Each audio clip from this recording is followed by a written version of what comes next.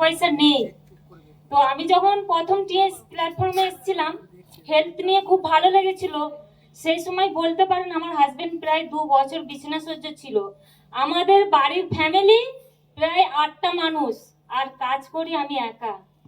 সেই জায়গা থেকে আমি অনেক সময় বলে রেজিস্ট্রেশনের টাকা কোথায় পাবো, তো সেই জায়গা থেকে আমি পুরোটাই শূন্য হয়ে গেছিলাম, কিছুই ছিল না আমার কাছে। আর আমার নিজস্ব বাড়ি কিছুই ছিল না, আমার তিরপলের বাড়ি ছিল, এখনো ছবিও আছে স্যারের কাছে। তো সেই জায়গা থেকে আমি নিজেকে যখন পেয়েছিলাম, আমি ভেবেছিলাম এত মানুষ যদি করতে পারে তো আমি কেন পারবো না। তো আমি নিজেকে কখনোই গরিব ভাবিনি, চেষ্টা করেছিলাম। তো রেজিস্ট্রেশন টাকাও দিয়েছিলাম। সেই জায়গা থেকে ট্রিটমেন্টের টাকা কোথায় পাবো বললে বিশ্বাস করবেন না। আমার ছেলে মেয়েকে নিয়ে আর আমার হাজবেন্ডের যে ক্যান্সার হয়েছিল, সেই রিপোর্ট নিয়ে পাড়ায় পাড়ায় দোকানে দোকানে ভিক্ষে করেছিলাম। ভিক্ষে করে যেটুকুনি টাকা পেয়েছিলাম তার বদলে আমার যা কিছু ছিল সব বিক্রি করে কিন্তু গোল কার্ড দিয়ে শুরু করেছিলাম। বিজনেসম্যানরা যদি সত্যি সিরিয়াস থাকে, আমি মনে করি যদি আমি কিছু করতে পারি, আমি সিলভার লাইন দিয়ে করব কেন, গোল কার্ড দিয়ে শুরু করব। স্যারকে বলেছিলাম গোল কার্ড দিয়ে শুরু করেছিলাম।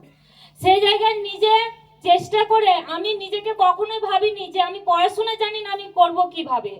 তো আমি নিজের থেকে না চেষ্টা করেছি, স্যার কি করতে হবে আমাকে বলুন, কারণ আমার সংসার চলবে না, আমাকে আমার ইনকামের দরকার। তো স্যার ম্যাডামের থেকে আমি কাজ শিখার পর আমি ফিল্ডে একা একাই বেরিয়ে গেছিলাম। সেই জায়গায় আমি বলি প্রথম মাসে আমার ইনকাম হয়েছিল 27,000 টাকা। তো সেই জায়গা থেকে আমি এগিয়ে যাই, আর কখনোই ভাবি না যে আমার সংসার আছে, জ্বালা যদি থাকে আমার ইনকামের দরকার, আমি নিজে নিজেই বেরাবো। আজকে থেকে আমার বাড়ি ছিল না, সবাই বলে এখানে বেরোতে গেলে ড্রেস কোড মেনটেন করতে হয় না, আমার বাড়িতে কোনো কিছুই ছিল না।